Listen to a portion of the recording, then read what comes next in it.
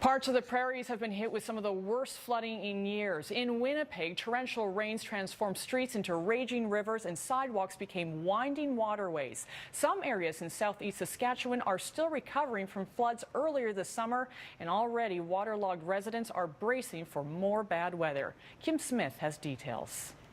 That deck there came off of those stairs right there. 13 cottages teetering on the brink of falling into the lake. This is a site at Grandview Beach, about an hour northwest of Regina. This sort of thing just shouldn't happen. I mean, you don't experience landslides typically. I mean, the cottages have been here.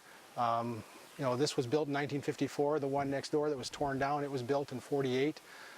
They hadn't moved.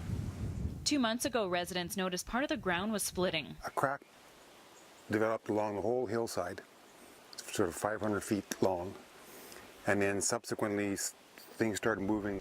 Earlier this summer, some areas in southeast Saskatchewan were hit with more than 100 millimeters of rain in what was called the worst provincial flooding in decades. And then the heavy rain at the end of June, early July was sort of the straw that broke the camel's back.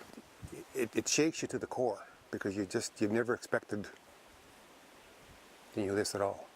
But adding to the stress and anxiety for some cottage owners is the heavy rain forecasted for southern Saskatchewan this weekend, potentially worsening the problem. The province is warning some areas could flood between tonight and Monday morning. Sloughs are still very full.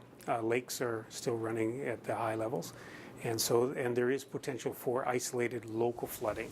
The Provincial Disaster Assistance Program has received more than 2,400 claims from residents asking for financial help, but many cottage owners won't be covered. It's really around the essentials of life, not lifestyle.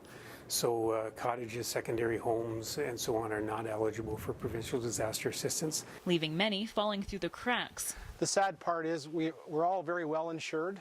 Unfortunately, the insurance industry fails to cover this sort of loss. Now residents wait for the ground to stop eroding before they can know if any of it can be saved.